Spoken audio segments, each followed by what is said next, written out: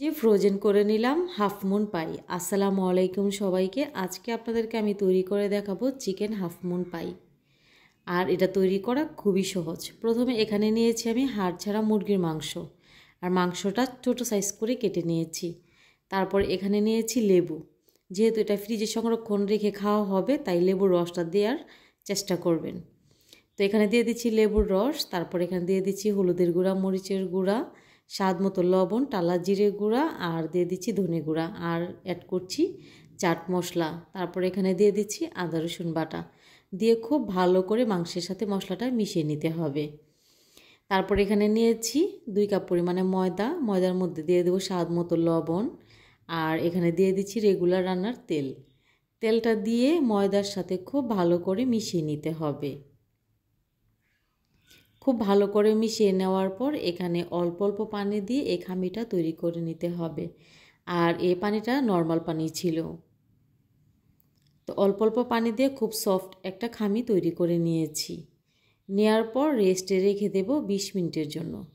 আপনার হাতের কাছে যদি সময় না থাকে সেই ক্ষেত্রে আপনি 10 মিনিট রেস্টে রেখেও এটা তৈরি করতে পারবেন। প্যানে দিয়ে দিচ্ছি রেগুলার রান্নার তেল। তারপরে এখানে দিয়ে দিচ্ছি পেঁয়াজ কুচি।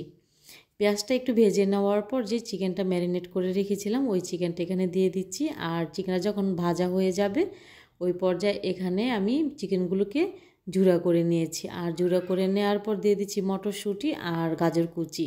এখানে নিয়েছি একটি নাগামরিচ। তো নাগামরিচের পুরোটা নিব না, অর্ধেকটা নাগামরিচ এখানে কুচি করে নেব। আপনারা চাইলে নাগামরিচের পরিবর্তে রেগুলার কাঁচামরিচটাও নিতে পারেন। তারপর নাগামরিচের কুচিটা এখানে দিয়ে দিচ্ছি। আর দিয়ে দেওয়ার পর এখানে দিয়ে দিচ্ছি কালো গোলমরিচের গুঁড়া। আপনারা চাইলে সাদা গোলমরিচের গুঁড়াটাও ব্যবহার করতে পারেন। তো দিয়ে একটু নাড়াচাড়া করে নিচ্ছি। আর আগে থেকে আলুটা সিদ্ধ করে নিয়েছিলাম, ওই আলুটা ম্যাশ করে নিয়েছি। আর দিয়ে দিচ্ছি ধনেপাতা কুচি।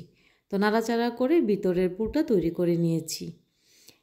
তো নেওয়ার পর যে খামিটা তৈরি করে রেখেছিলাম ওই খামিটা থেকে এখানে একটু লেচি কেটে নেব। আর লেচি কেটে নেওয়ার পর ময়দা ছিটিয়ে খুব পাতলা একটা রুটি তৈরি করে নেব। আর এটি রুটিটা যতটা পারেন পাতলা করে তৈরি করে নিতে পারেন। যত পাতলা হবে ততই সুন্দর হবে দেখতে। তো খুব পাতলা করে আমি রুটিটা তৈরি করে নিয়েছিলাম। আর নেওয়ার পর হাফ মুন পাইটা আমি তৈরি করে নিচ্ছি। দেখে বুঝতে পারছেন দেখতে ঠিক মাশাআল্লাহ কতটা সুন্দর হয়েছে। আর তৈরি করাও কিন্তু খুবই সহজ। তো এভাবে করে সবগুলো আমি রেডি করে নিচ্ছি।